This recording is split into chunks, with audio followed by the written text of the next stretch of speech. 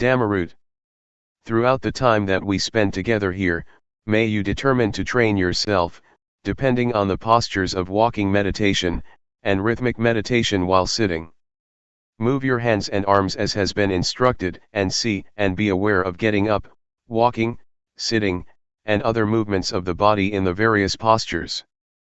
Fix on awareness, build up awareness and stay with awareness a lot. Be aware when your mind thinks of this and that and goes to other objects, because it will abandon the watching and seeing of the present, existing posture. Know how to put down thoughts and moods, pull yourself away, and come back to watch and see the movements of the body. Train yourself to be skilled at this point. Establish awareness properly. Take this way of practicing to be your work, depending on this body as the base.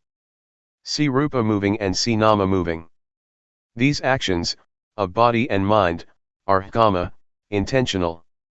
Train to see the basics of life.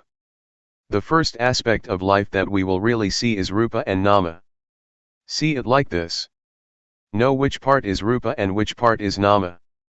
Rupa is this body of ours, that moves to and fro in the various postures, such as walking and sitting. Nama is feeling and thought, that which orders the body to move this way and that. It orders one to love, to be angry, to be delighted and to be sad. It orders one to go here and there. All of that is the state of Nama. All of it is a movement of the mind. This is called Nama acting. In reality, to get to see Rupa Nama and to be able to differentiate between them, takes rather a long time. This is because our minds are used to thinking, they are used to being carried away by moods. Whatever object arises, completely takes one in. A thought of anger arises and one becomes angry, whatever one indulges in, one gets overwhelmed by. But as soon as we fix on being within limits and establish awareness, those moods that used to be so powerful, now express a reaction. Some people do walking meditation for a little while and get sleepy.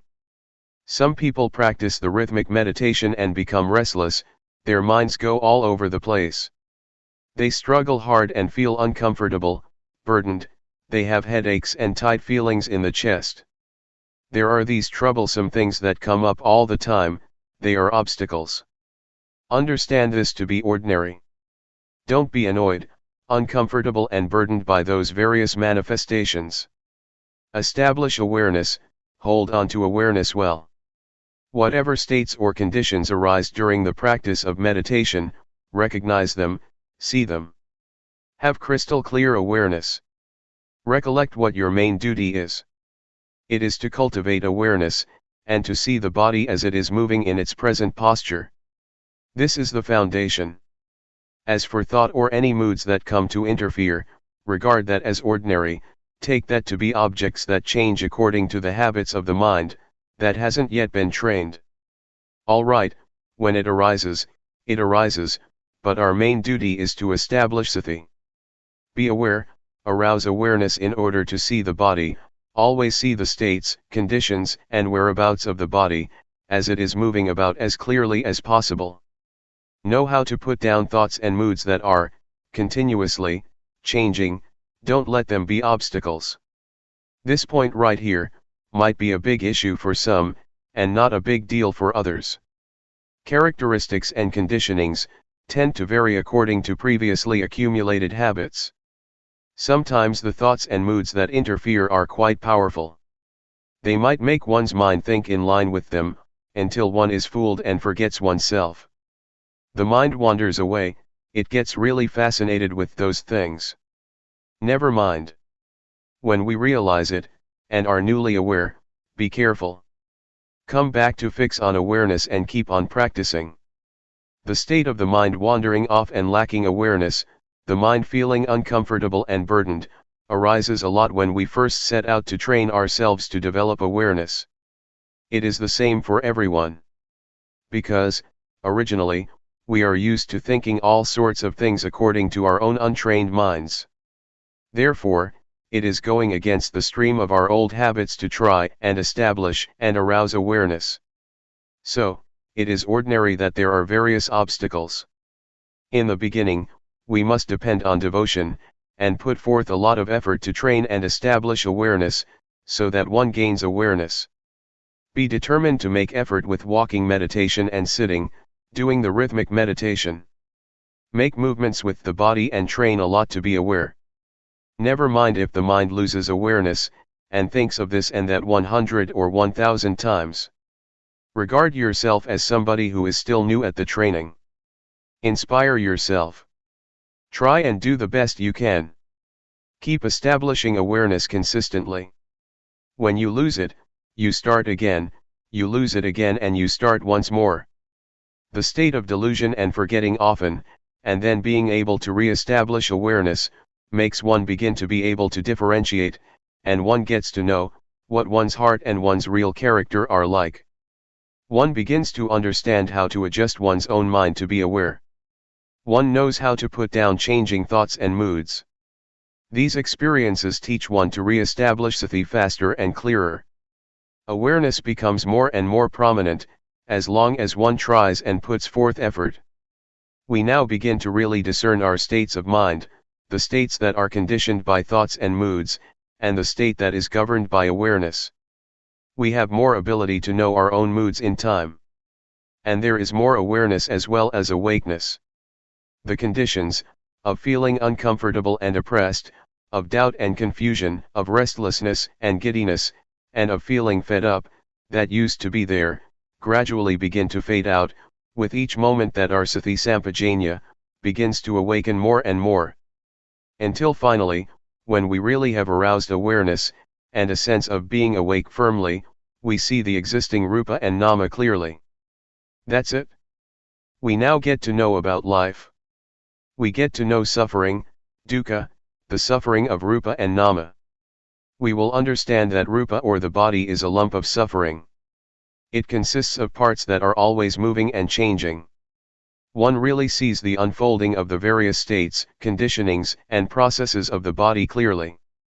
Breathing is suffering, it is a conditioning, it is dukkha, it is an ordinary state that happens by itself. Swallowing saliva, blinking the eyes, opening the mouth, eating, lying down, taking a shower, putting on clothes and so on, is all dukkha. They are ordinary conditionings of the body, that happen by themselves. Most people have never seen the states of the body, and the course that it takes, according to reality, like this. And then, through ignorance, we create another kind of suffering to mess up our lives, namely nama dukkha.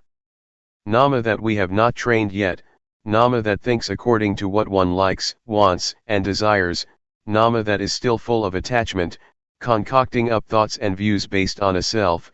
This is another kind of suffering that we don't know about yet. This is a kind of suffering that is something unfortunate in our lives, that we have never studied or tried to understand. This nama has never been trained, has never treated rupa, nor one's own life fairly. But as soon as we see, train, and refine ourselves, and we know how to arouse and establish awareness, waking ourselves up, the very quality of sati acts as the judge. It is the most honest court. The kind of suffering that doesn't arise from dukkha, from the natural state of the body, awareness discerns it. Awareness brings it to a halt. Nobody can stop dukkha, the ways of the body and of life. Those states just happen, we have to be aware of those conditions, to acknowledge, deal with them and look after them, so that there is a state of normality and happiness for as far as conditions allow. But the suffering that is due to thought, that is due to nama, that is due to all kinds of wants and desires, is a state that is something untoward. It arises because of our thinking and our beliefs. This is what awareness sees. It stops and pacifies that kind of thinking. Awareness knows how to put down and pull oneself away from thoughts, in those circumstances. Awareness really acts as the judge because when one is aware and awakened, it really treats rupa and nama, and one's mind, fairly. One's life begins to be different from how it used to be. Before, one used to be a slave of moods and desires, and one used to fall in the trap of thought all the time. Thoughts, speech, and all actions used to be dictated by moods, by one's own character, every moment, every time. But now the time has come to wake up and establish awareness. Our body then has more freedom, one doesn't have to be under the power of desire anymore. Like if one was addicted to cigarettes and betel nut, and used to roam around and booze. One has been a slave all the time of desires, to have and be on the sensual plane. As soon as one is awakened through sati, one abandons that sort of behavior at once. Awareness knows how to differentiate and it knows how to properly reflect, it really sees things. Oh, this clearly is suffering. How could I indulge in those things and be such a fool? The things that one used to wallow in and be intoxicated with, really drop off our minds. There is no more desire for cigarettes, betel nuts, and booze. One completely does away with those things. For example, myself, I used to be someone who believed in superstition and I trained myself, until I was an occult healer. I used to calculate auspicious occasions. I had all sorts of amulets and whatnot, a complete mess. Before I could go to sleep I had to recite all kinds of verses and chants. My room was full with sacred and holy objects. Flowers, incense, blessed water and so on. I used to chant incantations for at least an hour. Whenever I traveled somewhere I had to figure out the omens. What time to set out, in what direction etc. Going to the forest, I first protected myself from fierce animals with spells. There was really a lot of stuff. And then I met Luangpor Teean. I trained to develop awareness with him at the Budayana Forest, Loi Province, in 1966. For a full month I trained and strove, before I was able to establish awareness and arouse a state of being awake. The various things that I used to think about, believed in, and practiced by way of different ceremonies dropped off. They really dropped off me. Sati was crystal clear and I realized, oh, it really is because of thought, and my own firm belief that I indulged in those kind of views for many years. I was really going over the top at that time. Now I knew how to be aware, how to train and strive, doing walking meditation and rhythmic meditation. I practiced in the same way as you are doing here now. I trained in awareness, I trained and trained. From being carried away through thoughts and moods, I gradually became more aware and awake, awareness became more clear by itself. After there had been an upsurge of being aware and awake, I felt that my life had revived and strengthened, it was really more dynamic. I felt that my mind was happy and at ease. Many conditions certainly were more distinct than before. It felt like a mountain or a heavy weight, that had been weighing down my mind for ages had been lifted off my life, almost completely. I understood what old people meant when they said, heaven is in the heart, hell is in your own mind. This took on a profound meaning for me. Awareness stood out. It felt as if being aware and awake happened by itself. I didn't have to support it as much as when I first started out.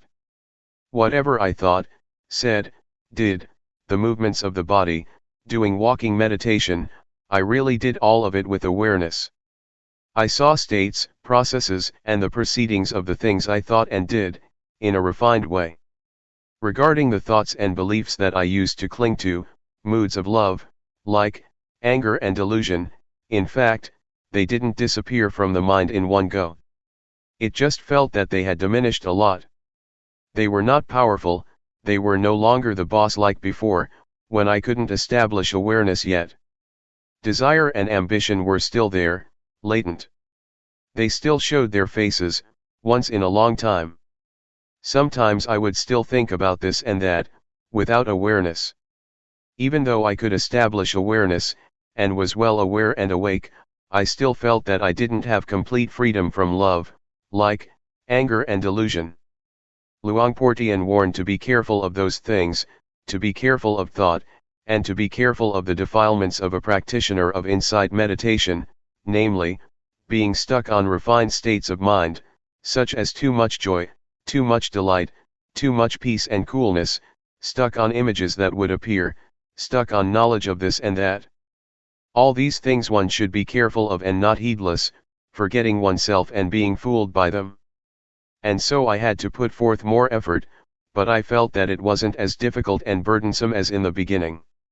This latter part of the practice could be called working with the mind. For the method I still used the posture of moving the body as a base. This is the sign for fixing on awareness. But now I felt more at ease. I would do the walking meditation in a leisurely fashion, and I would move the hands and arms in a relaxed and agile way. I was aware and saw the existing states and conditions of the body. The movements were very clear. There was no laziness or feelings of wanting to quit. There was no boredom, no uncomfortable feelings or dissatisfaction. And there was no confusion as before, at the beginning. But there were some occasions that my mind thought about things. It would reflect and analyze certain matters. These states would arise on their own. This would complicate things. Some of the things that I would think about I felt were important. For example, I would explain the Dhamma, in my mind, to someone I cared for, such as my friends or my family. Sometimes I would investigate and try to find an answer to a Dhamma question. I felt that each matter that I reflected on was important. And so, at times I would forget and just get caught up in thinking. The various thoughts that would appear at times were old habits. They were cankers flowing outward, asava, they were manifestations of views and opinions, they were thoughts and beliefs in various forms of myself. They would spring up sometimes. Therefore, during the time that one is working with the mind, and one sees the states of mind, and one's own thinking, one really needs to be aware and awake and to be able to establish awareness. One has a perspective. No matter what one is thinking about, and no matter how important it may seem, always be aware clearly and see those conditions arising. When one is careless and thoughts come up, and even when one starts to think, see it and know it in time. But don't be careless and get mixed up in thinking, and let it turn into an issue, to the point one completely forgets oneself. We must take awareness as our perspective. Awareness should always stand out. Then, one can really let go and put down those images, without grasping or paying attention to them. Always come back to being aware. Regardless of how powerful, delightful, or awful thoughts may be, establish awareness and make it into a foundation. When thoughts arise, let them be there, but, see their characteristics. Just be clearly aware and don't get mixed up with thought. Neither encourage nor obstruct thoughts. Do it like this. Hold on to this principle. It won't be long and those thoughts will stop on their own. They will fade and disappear by themselves. They will turn into rising images. Just watch, see, and know their temporary rising and passing. In the end, awareness will still be as stable and prominent as it originally was. Actually, the method here is the same as when we first trained to establish awareness. The only difference is that, in the beginning of our training in the development of awareness, we put emphasis on establishing awareness, on breaking through the encirclement of the various objects, and so we give emphasis to focusing on the movements of the body. We do this exclusively in order to have a foundation, or sign in training in the setting up of awareness. We create awareness because in the beginning of our training, states of mind and mood still have power. We are still accustomed to thinking, and this gives rise to some kind of mood that we are familiar with from the past. So we are not yet interested in watching and seeing thought, as we are in the later stages of working with the mind, because one who is not able to establish awareness is like someone without a place to stand. One easily loses one's footing and slips. When we watch thought or powerful moods, we get drawn into feelings of like and dislike, we tend to get carried away with things that look as if they're easy to watch. We can't yet differentiate between the object and awareness. Even though we know and see that we experience a certain condition, we are still not able to give it up and put it down. For this reason, one is taught to make effort with one aim, namely to train in order to be able to establish awareness, to be aware and awake, to be ready, including all things. This is the priority. Make use of the postures and movements of the body as signs and exercises to train in focusing on awareness. No need to be very concerned with thought or your state of mind. When we get to the point where we have established awareness, the mind is awake and we have a perspective on life, that's it. Now we have the ability to face thought, to see the mind, to see the stream of our own thinking in a straightforward way, without our mind slipping and sliding, getting caught up in thoughts. Therefore, only someone who knows how to set up awareness will be successful in working with the mind, someone who arouses both awareness and a sense of being awake. This period is important for getting to know oneself in a straightforward manner.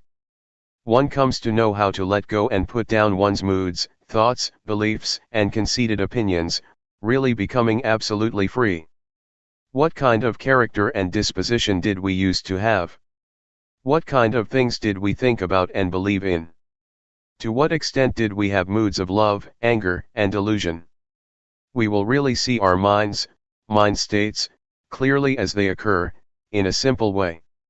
From the conditionings of mind that come up in thoughts, turning into moods, issues, and various matters, periodically or momentarily, Yanadasana, knowledge and vision, arises, one really gets to know oneself. Oh, this is how I think, I get angry this much, this is what I believe in. One will see conditions one by one, according to the thoughts that appear momentarily, relying on the perspective of life, the main principle, knowing how to establish awareness, being in control with awareness and being awake. The mind doesn't flow and comply with the moods and thoughts. Wisdom knowledge will arise within us, and we will be able to reflect and differentiate between desires and reality. We will know how to let go, we will know how to put down thoughts, put down delusion, put down images and moods that proliferate. We can pull ourselves out of thoughts and beliefs we used to cling to, and were firmly convinced of.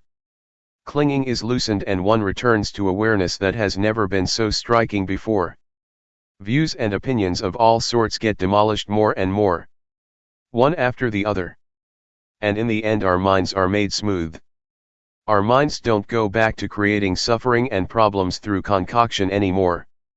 It has all been demolished. Proliferating thoughts, sankhara, that used to be so powerful and used to create heavy suffering in our lives and our families, are finally done with, their poison is really gone. Life is smooth. One is able to conduct one's life with intuitive awareness, sati sampajanya, as the prominent factor. One is able to be creative and perform one's duties and obligations as one should. One is calm, composed and endowed with discretion. One is able to reflect and discriminate A from B. One is really absolutely free and independent. Well, what I've said today was an introduction, and a pointing to a line of practice to train oneself. I have made known the teachings of the Buddha and done the duty of a Buddhist. I have done what a bhikkhu, monk, should do. There is the saying of the Buddha, Arogaya Paramalabha, being free from disease is the greatest gain. This refers to what I've been talking about, it refers to our lives, it refers to this method of practice. In the old days, the monks would go all over the country, and propagate the teachings on the end of suffering in the marketplace, or wherever many people would gather. It is the highest gain.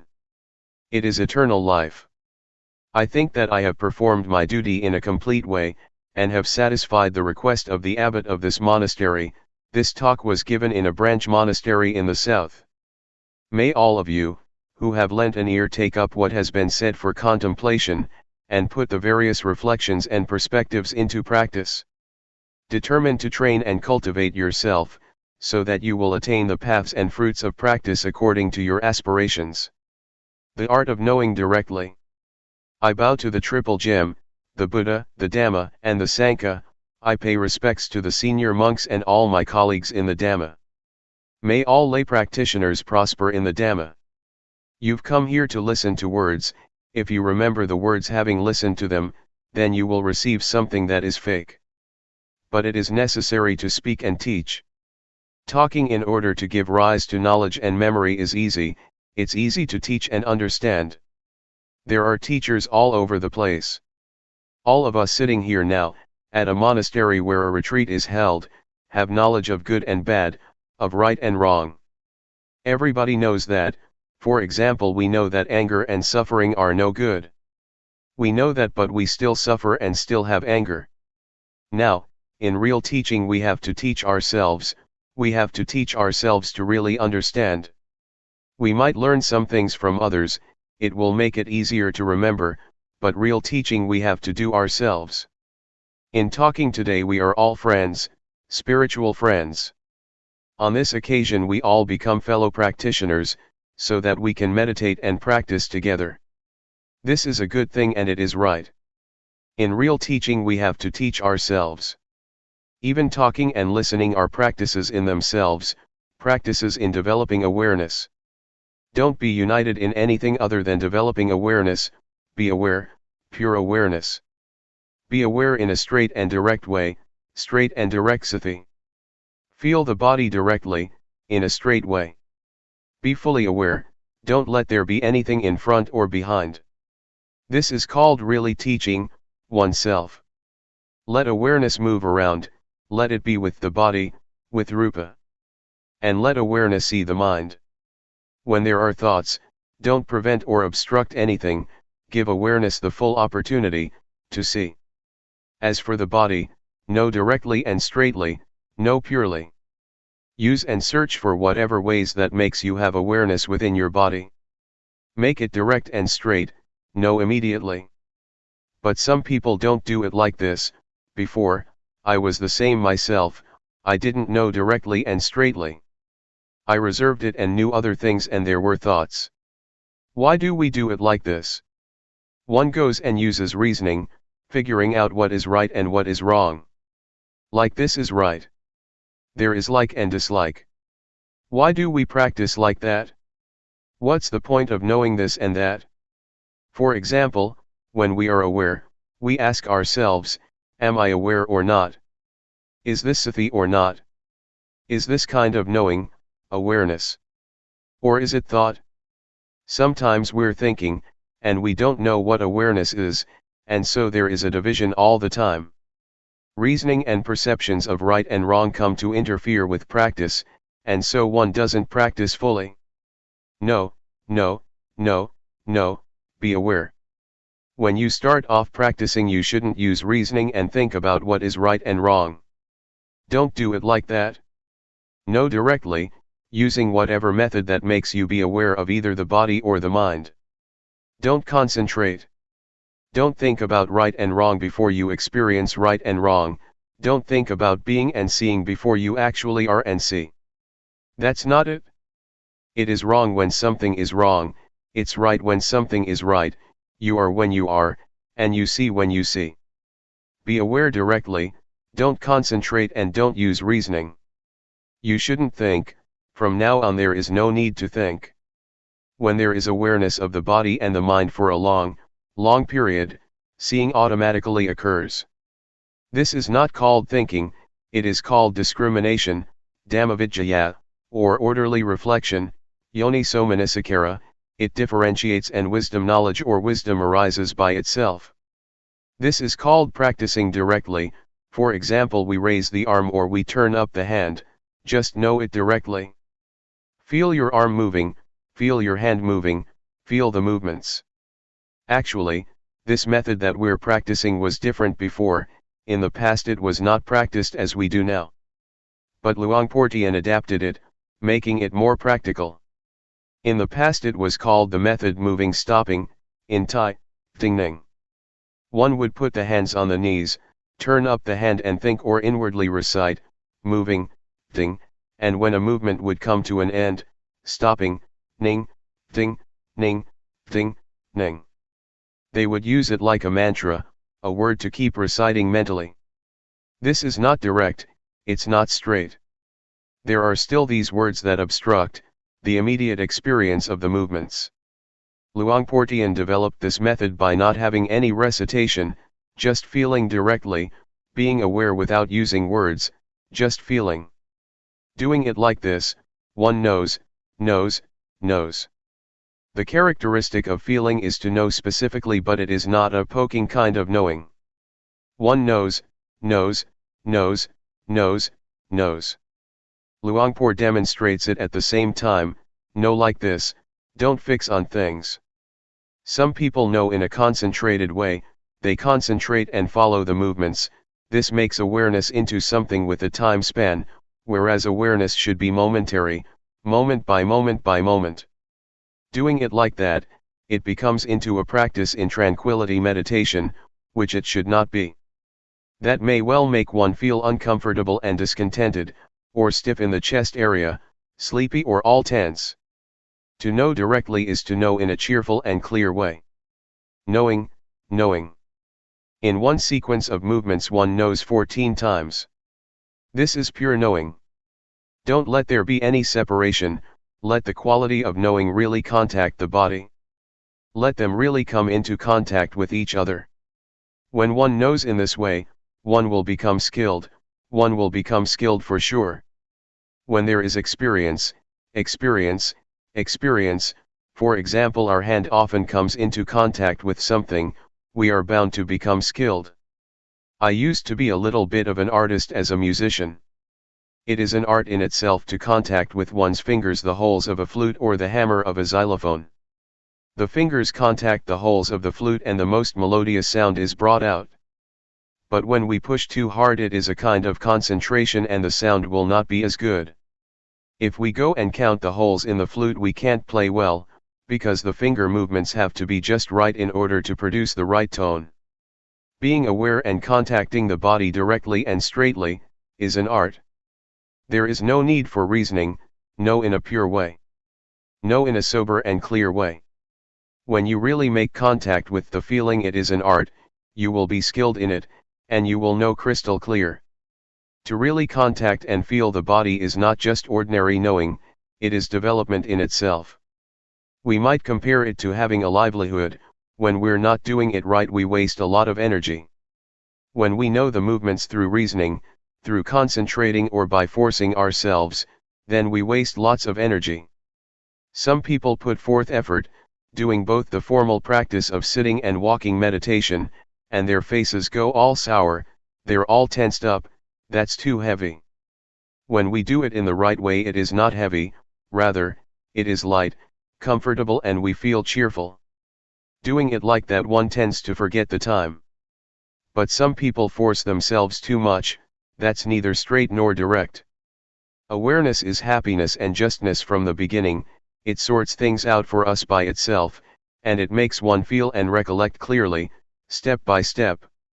Be in the middle, watch inside as well as outside, don't go in, don't go out. When I was a kid, I used to go with my mother to plant melons and beans. When the rains would start and my mother would plant the seeds, she used to say, "If people eat it, it is merit, if birds eat it, it's a gift, if birds eat it, it is merit, if people eat it, it's a gift." This attitude makes one feel at ease. But without this attitude, we may do things thinking this way and that about making a profit or making a loss. This is wasting energy. Sometimes we even count the days, I've practiced so many days already, and I still don't have any knowledge. Some people do know, it's so easy for them. One gets bogged down in thought like this and one cooks things up. The result is that it is our thinking, our delusion that is practicing Dhamma. We practice but we still get deluded. We know and then we don't know, we stay with the knowing and then we are without the knowing, we're doing it wrong and then we do it right. When one is caught up in thought, how is one going to see thought? It is like being inside a cave. When I first started to practice, Luangpor Teean told me to go inside my hut and said, "Close the door." "It's closed, Luangpor." He asked, Do you see outside? I don't. What do you do in order to see inside as well as outside? Open the door, Luangpor. All right, open the door. I opened the door and stood in the middle of the entrance. Luangpor Teean asked, do you see outside? I said yes. Do you see inside? Yes. This is the way to do it like this. Having said that, he disappeared. What does it mean? It means to know directly. Don't be caught up in thought, don't go for it, don't be it. Don't be the one who is wrong or right, the one who gets or doesn't get. If it is like that, it's like there is a screen preventing us from seeing, there is no directness, no straightness. There is no openness and nothing is revealed. Just awareness, not wanting, not being. Try it out, knowing directly. Take one step at a time. Know directly, don't figure out what is right and wrong, don't go for attaining and not attaining, there is nothing to attain, there is nothing to not attain. There is nothing right and there is nothing wrong. If there is just pure awareness, there is no right and wrong, there is no knowing, and there is no not knowing, there is only just pure awareness. Give awareness the full opportunity. Just as with planting rice, if we don't plant it well, it won't come up. It's the same with chilies, eggplants, and fruits, they need to be planted properly. But if we know how to plant these things, it will be just right and there will be a balance, the roots will sprout and the plants will establish themselves.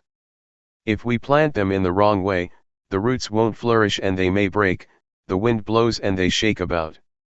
We have to keep replanting them, and the end result is that they don't grow well. Try it out. I'm teaching you, so that you will practice, I'm not talking just to give you information.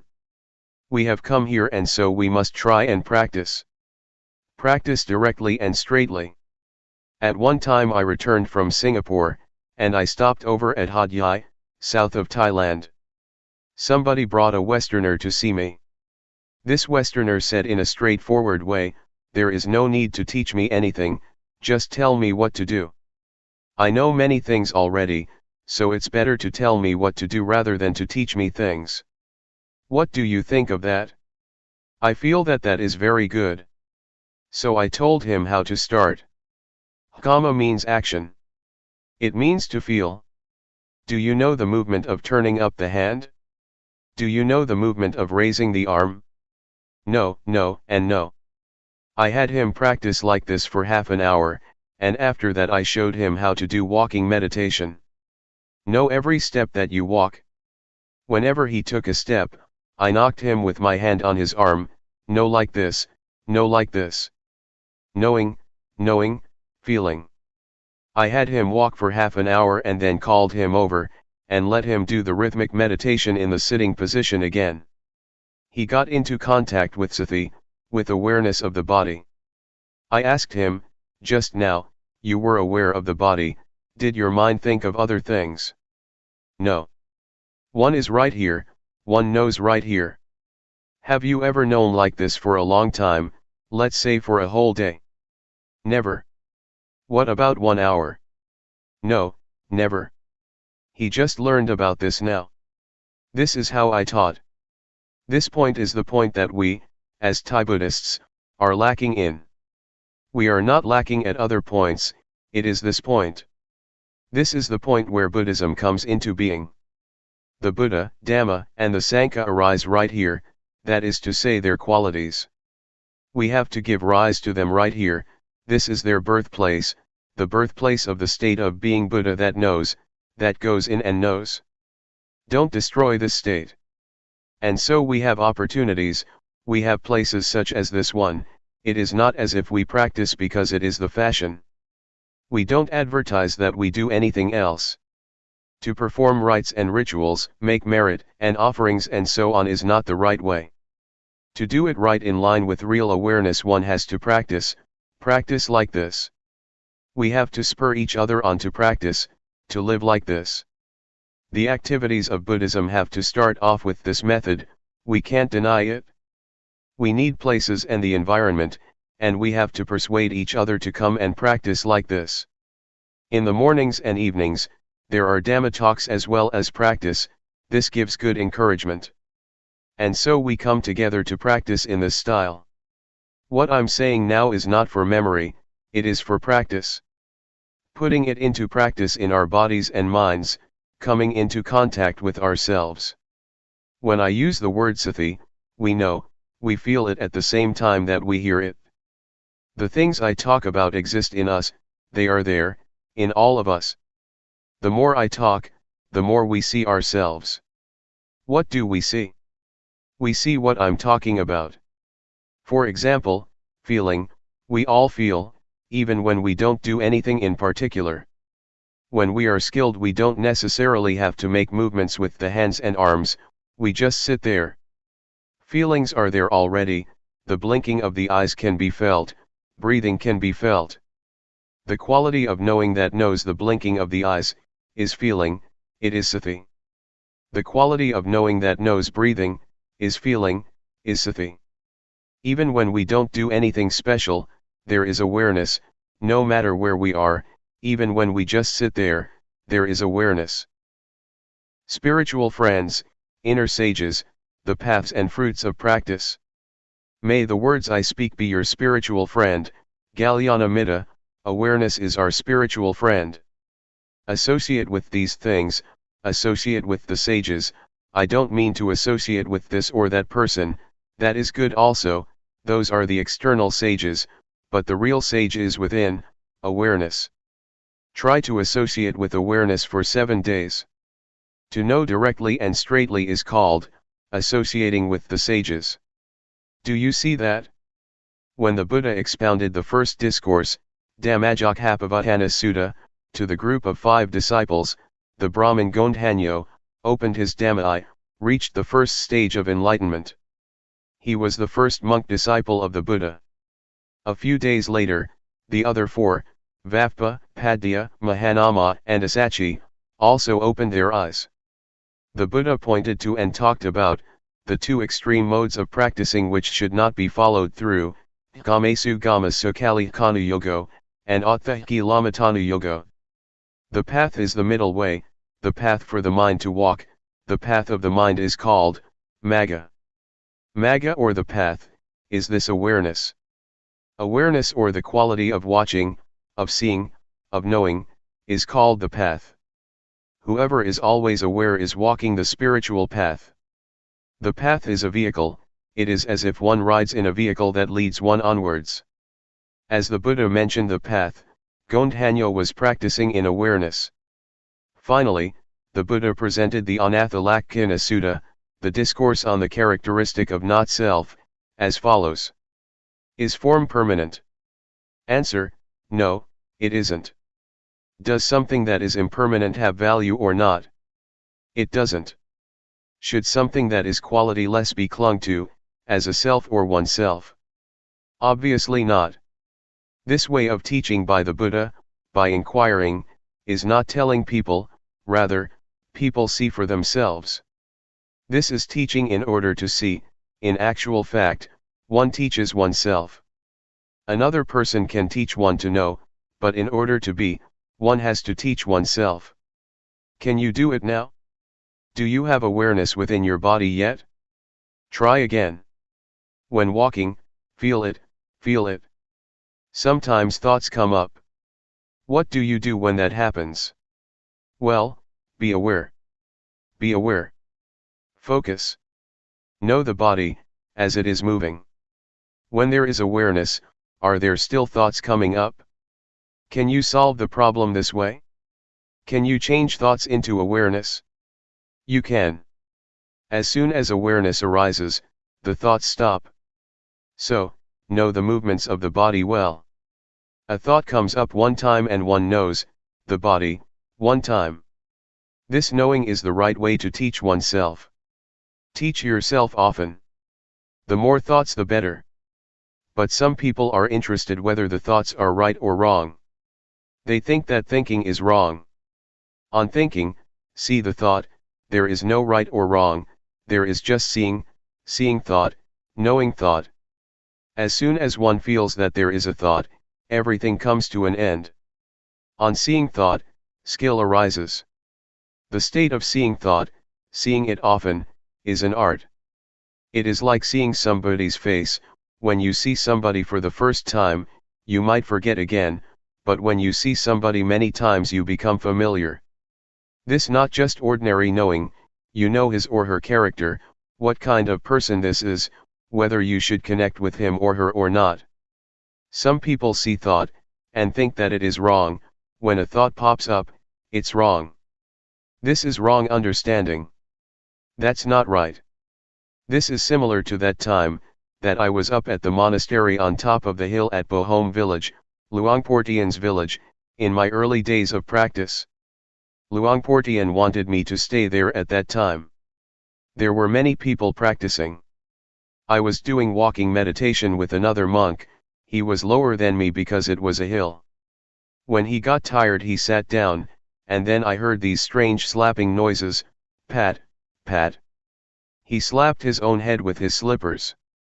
I walked over and asked, "What are you doing?" He said, "The mind thinks all the time, I don't know why, it's crazy." This is not seeing thought anymore, he got caught up in it for sure. He was punishing himself for it. Doing it like this is to go in the wrong direction. It is like planting rice and pulling it out again, they won't take root, there won't be results. Therefore, when thought arises, don't consider it to be good or bad, just see it directly. Thought is useful, we'll get to see it. There is nothing wrong with it. Thought arises, that's good, we'll see it and be aware of it. Knowing it in a cheerful way. On seeing happiness you go, on seeing suffering, heat, cold, This is Vipassana, insight, in small ways. This is being a meditator. If you are the one who is right or the one who is wrong, then you have taken birth and you are caught up, you are still deluded. There is no knowing. This quality of knowing is completely neutral. It can be applied to anything, it is absolutely fair and can be used with everything. We're not looking for faults. I don't like wrong, I like what is right, I like knowing, I don't like not knowing. It is not like this. If it's like that, the quality of knowing will not prosper, it gets cut and divided up, it gets separated all the time. Do you understand what I'm saying? Have you realized this? When you know, are you satisfied, and when you don't know, do you feel sad? When it's wrong you feel ill at ease, and when it's right you feel good. In the past, I've asked people, having short interviews with them at Sukato Forest Monastery. A lot of people used to come to practice. I asked a girl how things were going. She said, "Today it was a real hassle, I don't know what I was thinking, I was all tense. It wasn't like yesterday. Today I was really in a mess." I said to her, "This is not the way that a meditator talks, try saying it another way." She thought for a while and then said, "Today I saw the mind thinking, I saw it being tense." That's the way to talk. In the first version she was caught up, but in the latter she saw it, she became smart. The words I am, are no good, the words I see, are fine. Do you understand? What is it like for us here? Being or seeing? This is the point of separation. Insight, Vipassana, does the separating, at this point. Things are melting, being digested, dissolving into emptiness. Until there is no self. The way to arrive at the path and fruits of practice, is by this way. This exists within us. It shows us the way. The path is sure, the path is to watch, to see. The things that arise with the body or the mind, they arise so that we can watch and see. Do you see? Especially in the mind, there are lots of things that come up for us to look at. Has there been any gladness these last few days? Did you see it? Have you ever seen happiness? Have you ever seen suffering? These things come up for us to see them. What about satisfaction? Have you seen it? Dissatisfaction. This is the path. If one sees, then there is the path. The middle way. The way to get to the path and the fruits of practice is right here.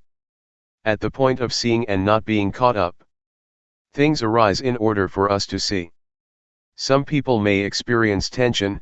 Do you see tension? Some people may experience dullness. Do you see dullness? Others may see thought. Do you see it? One cannot grasp hold of the mind, there is just seeing and seeing. Develop this state of watching and seeing a lot.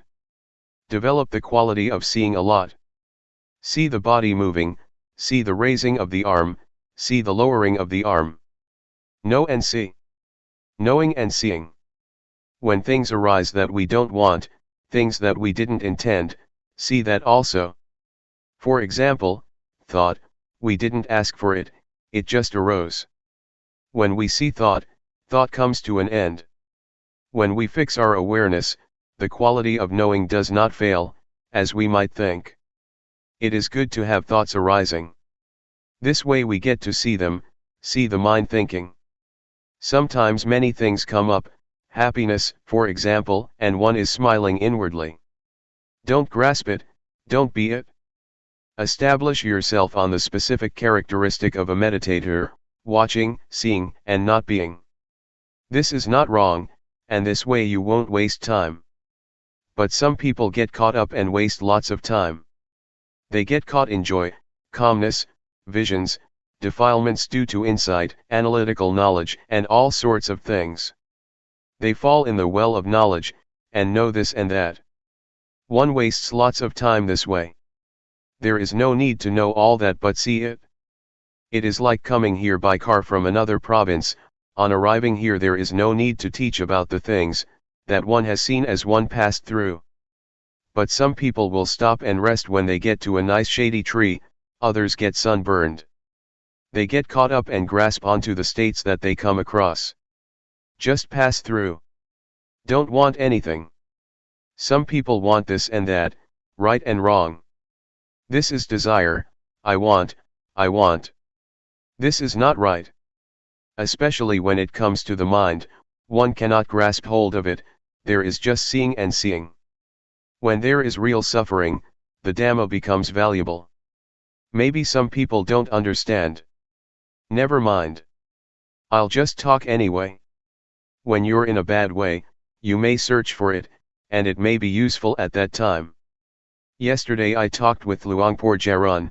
He said, with what I'm saying I'm not giving people knowledge now, that may not be possible, but in another 20 to 30 years from now, people may come to realize it, or when they are down and out, because they have heard these teachings, they may look for a way out and practice until they know. For example, I say, don't be caught up, watch. Maybe, when we bear great hardship, we suffer and it hurts a lot, that we recollect what I said, watch it. And then we watch. The state of watching will probably help to solve the problem. When we come into contact with the state of watching, we might be released and liberated from that condition. We may be able to let go and put things down. At present, there may still be plenty of excitement for things, maybe we want this and that, there is no suffering yet. But when suffering arises, Dhamma will be valuable. So I'll talk just in case, so that you may hear it. But actually it is not beyond us to practice, and that is why we meditate. Intention is what classifies beings. Let's start from here. We watch the body, really feel and make contact with it. Sometimes, as we're watching the body, something comes to interfere and it makes us lose it, it incites delusion. Thought, for example, or drowsiness, and the various hindrances. 5 hindrances are listed by the Buddha, namely sensual desire, ill will, sloth and torpor, restlessness and worry, and doubt and uncertainty as the last. It is our chance to see them, to see that which is wrong and that which is right. See both right and wrong. This is called having arrived on the path. The things that make us deluded, such as the hindrances and proliferating thoughts, will be seen by us. But some people go and get caught up in them. These things are not without value, they teach us valuable lessons when we get deluded. But some people judge delusion, considering it to be wrong. This is a cause for failure in practice. It is not like that. When there is delusion, we give rise to knowing. This is a valuable lesson. In this way we get experience. The moment delusion is there once, we have one valuable experience. When many thoughts arise that induce delusion, or sleepiness, we know, and we relate to these things in the right way. These things then have value for us. It is like learning at school. The teacher teaches when the children make a mistake. He or she teaches how to write the letter A.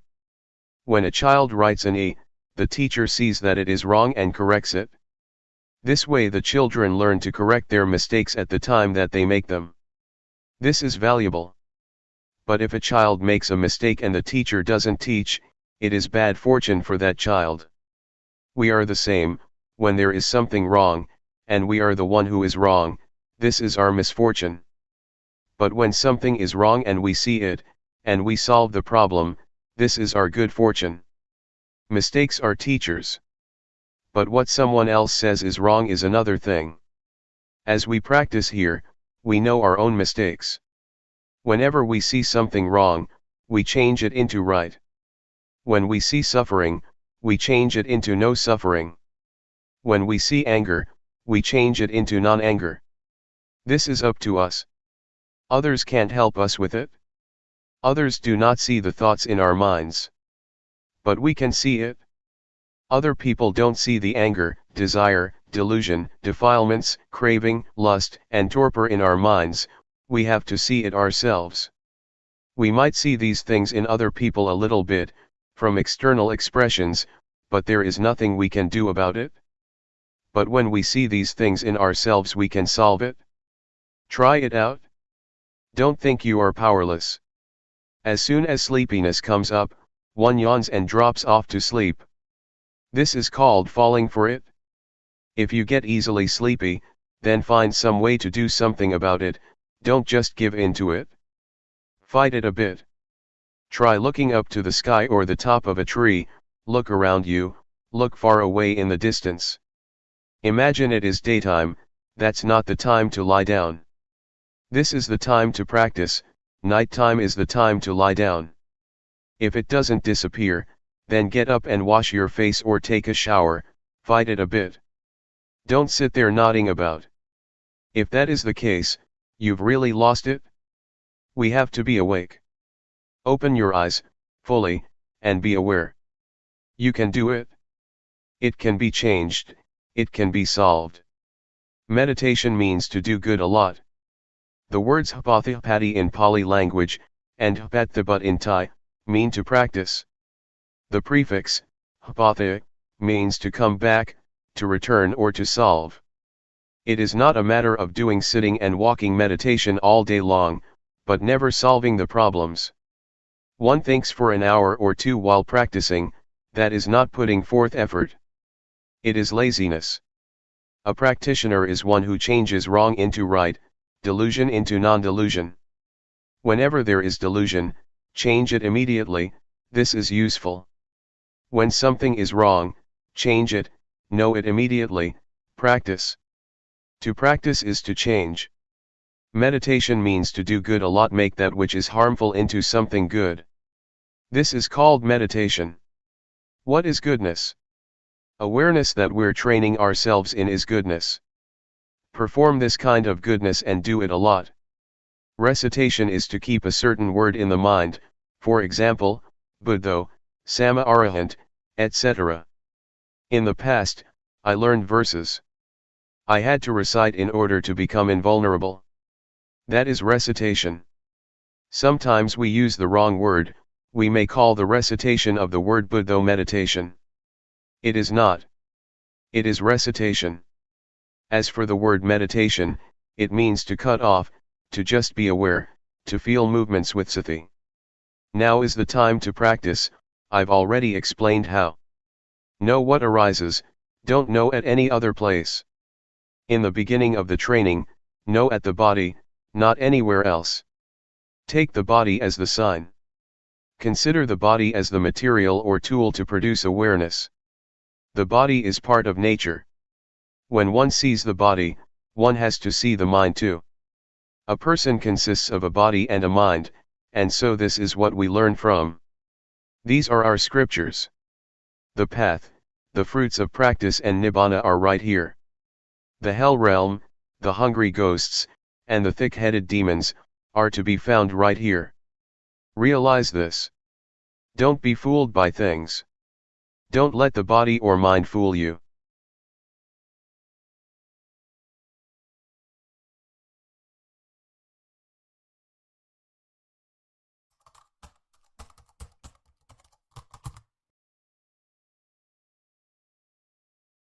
May all beings be at ease. Whatever living beings there may be, whether they are weak or strong, omitting none, the great or the mighty, medium, short or small, the seen and the unseen, those living near and far away, those born and to be born. May all beings be at ease.